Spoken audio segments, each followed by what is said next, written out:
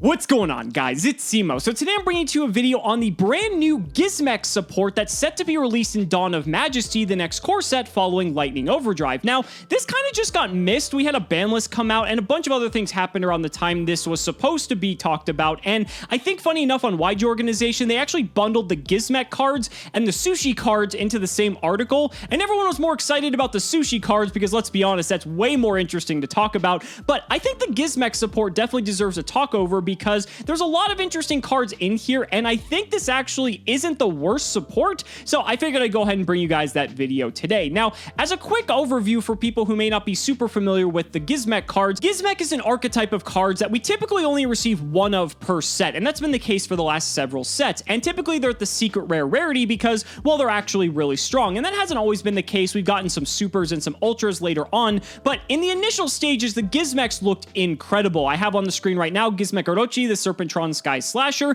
This is the Gizmek that most of you are probably familiar with. You know that you can banish 8 cards face down from the top of your deck to special summon it from either your hand or graveyard as a quick effect, and then during your turn as an ignition effect, you can banish 3 cards from your extra deck face down, target a face-up monster on the field, and destroy it. So it's not bad. It's also just a dark 2450 attack machine, so it had a lot of synergy with decks like Orcus, and it just saw generally a lot of play. It also works in like Gren Maju strategies as well. Next up, we have Gizmek Kaku, the Supreme Shining Sky Stag. This is another one people may be familiar with. Some going second decks played this like Dinosaur. Also, Salmon Great played it because it's fire, but this card is just colossal. It has this sort of Thousand Eyes Restrict sort of effect where you can target a face-up monster in the extra monster zone, equip that monster to this card, and when this card destroys an opponent's monster by battle, you can special summon one of the monsters equipped to this card. So that's really good, but it's also just a 2750 colossal nightmare for your opponent to deal with, and it can special summon itself very easily as long as there's a monster in the extra monster zone. Next up, we have Gizmek Uka. This one's a little bit more niche, but it did see a reasonable amount of play for its weird utility and able to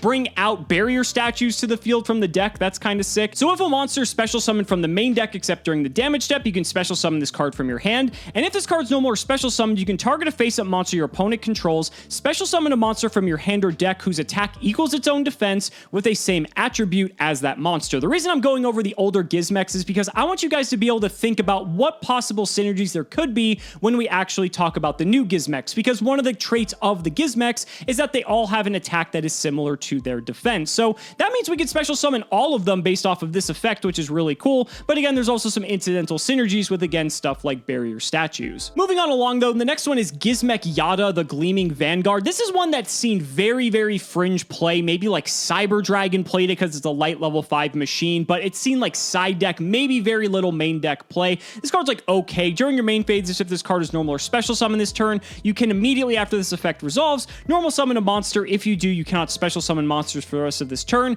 except monsters with the same original type as that monster. And if this card special summoned by its own effect is tributed, gain 2050 life points. This is one of the reasons people tried to play around with this, just because it had this gimmicky sort of life gain effect that you could use for end of match procedures to like steal wins. Cards like this, you know, will see play from time to time, but again, it had incidental synergy with like Cyber Dragon and the like, which is why some people tried to make it work, but it really just didn't see much play. Now, the next card is Gizmek Okami, the Dreaded Deluge Dragon. It's a water level 10 machine with 2950 attack and defense. You can pay 1500 life points, destroy all monsters on the field that were special summoned from the extra deck. Also, you can only attack with one monster this turn. You can only use the following effects of Okami once per turn. If 2 or more monsters special summoned from the extra deck are on the field, you can special summon this card from your hand. And if this card in your possession is sent to your graveyard by an opponent's card, you can banish a monster from your opponent's graveyard, then gain life points equal to its attack. So it has this weird sort of board wiping effect, which isn't terrible, and it's not too difficult to summon because you just need 2 monsters special summoned from the extra deck.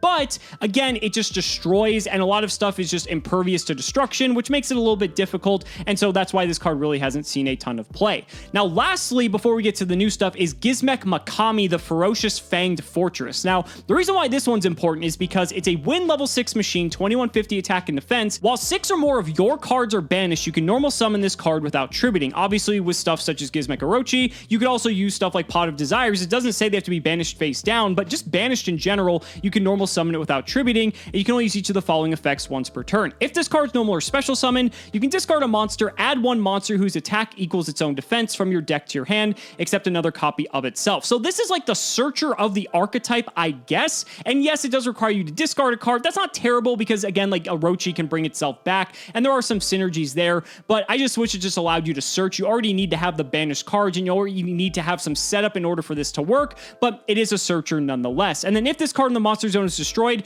you can shuffle 6 of your banished cards into the deck. So that's actually kind of neat. So again, with stuff like Orochi with Pot of Desires, it allows you to pick some specific cards, put them back into your deck to be able to shuffle them in. I think that's nice. It just allows you to have a little bit of recycling power in case you banish too many of a card you didn't want to, get some of your engine pieces recovered. But now let's go ahead and get to the brand new cards now that you guys have seen what the older Gizmek cards look like, so that way we can segue into what the new cards do. So first up, we have Gizmek Inaba, and I just want to say, look at this cute, fluffy, fat little rabbit we have. He's just a little chunker. But in any case, we have a wind machine effect level 1, 50 attack, 50 defense monster. I don't even know if there's any other cards in the game that have specifically 50 attack or defense. I know you guys in the comments will let me know. You can only use this card's name's second effect once per turn. When this card's normal summoned, you can special summon a machine monster from your hand whose attack equals its own defense in defense position. That's actually pretty good because that allows you to bypass the effect for Makami here, and this allows you to then immediately, if it's normal or special summon,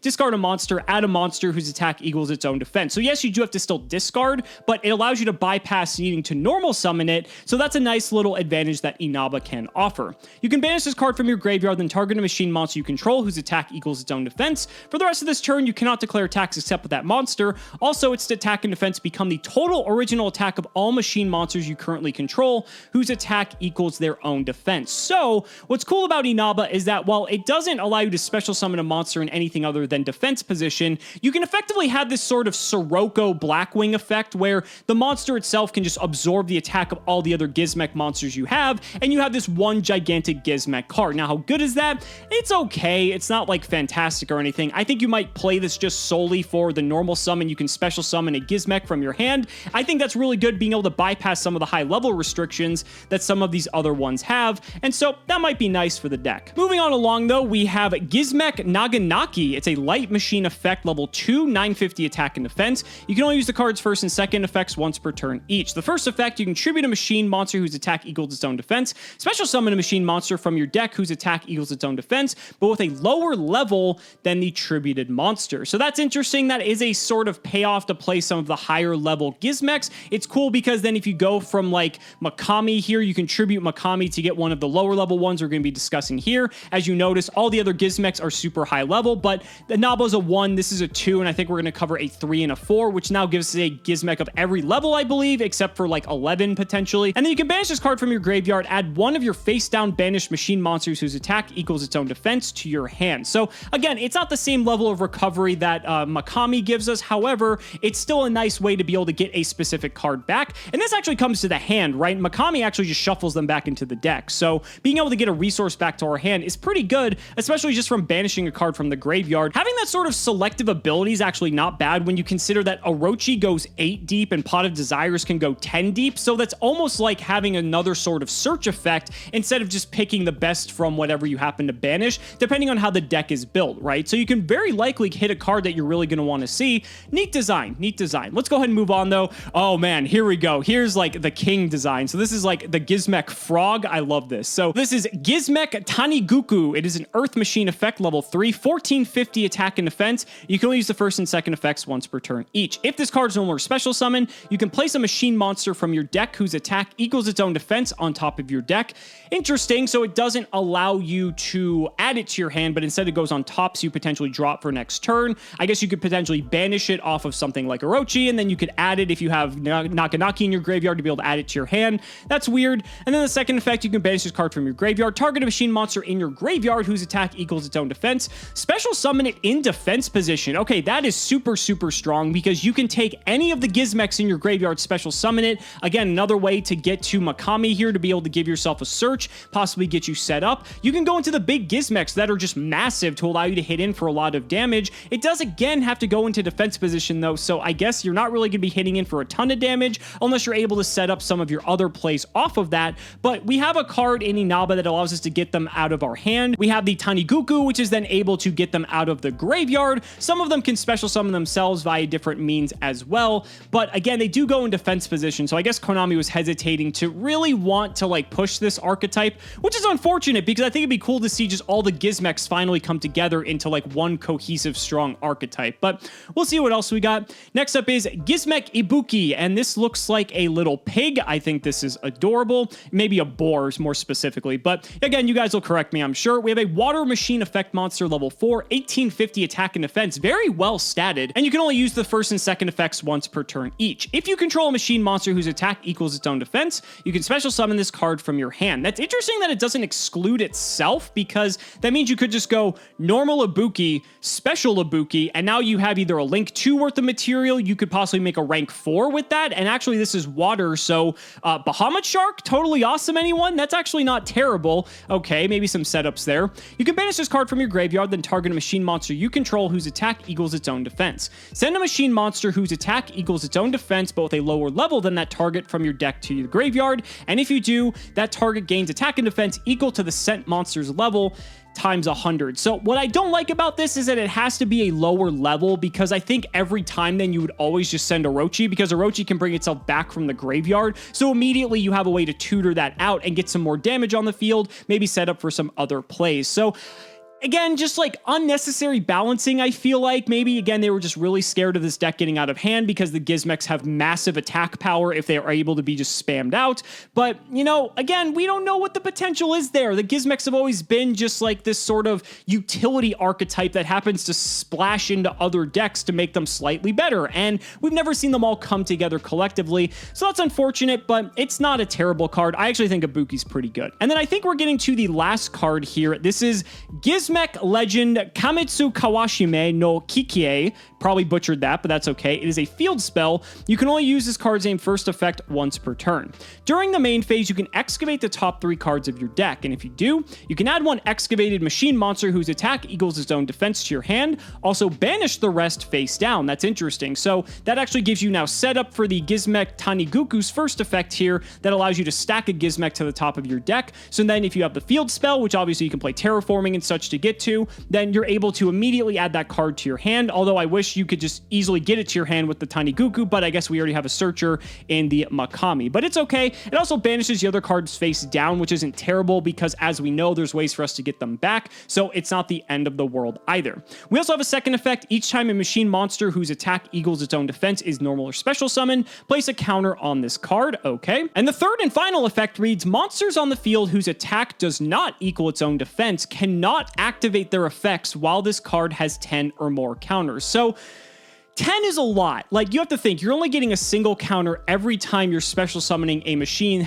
that has its attack equal its own defense, right? And so 10 is pushing it. I mean, there are ways that you could potentially get there, and I'm sure there's going to be people who are going to try to find ways to engineer combos to actually make this live, because this could arguably be the win condition for any sort of like Gizmek strategy, because if you are able to find a way to special summon 10 monsters that allows you then to get this online, and your opponent can't activate monster effects, then you might just win the game automatically, and this might just be an absurdly broken card. But 10 is a lot. Without any sort of interruption from the opponent leading there, you have to think Nibiru exists, so like Nibiru could just completely wipe everything, and then you won't be able to continue summoning depending on what sort of combo you have. I'm not super optimistic that this is going to be likely to happen. Now, what's interesting is that it's each time a machine monster whose attack equals its own defense will trigger the counter effect here, so you theoretically don't need to play this in the Gizmek deck. There are other machine decks, I believe,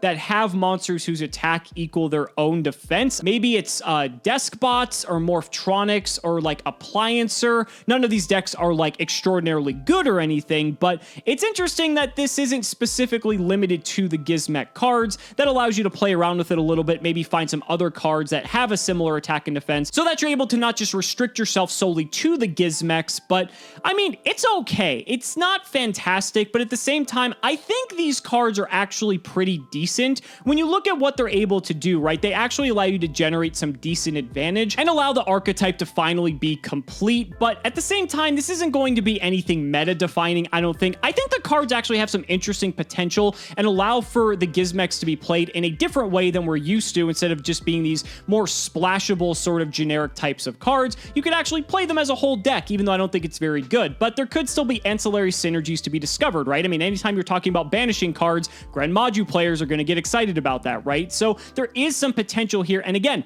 there isn't any limitations on these cards. They don't lock you strictly into Gizmek cards. Hell, even the field spell says you can do it with any sort of machine as long as their attack equal their defense. I guess that's a restriction enough in itself most of the time, but there's actually quite a pool of monsters whose attack equal their own defense, and while they may not necessarily synergize directly with the Gizmeks, it could be something to experiment around with, and who knows, maybe someone will crack the code for this archetype. Again, I don't think it's absolutely amazing, but I don't think it's the worst. I definitely think there's a middle ground here, but I'm really curious to hear what you guys think, so be sure to let me know down in the comments. I'd really love to hear your thoughts. Thank you all so much for watching the video. Be sure to like the video as always, subscribe to the channel for more amazing Yu-Gi-Oh content, and if you found this video helpful, consider supporting me on Patreon for exclusive early one-day access to both the history of Yu-Gi-Oh and the Yu-Gi-Oh progression series. Thank you all so much again for watching, and we will see you next time.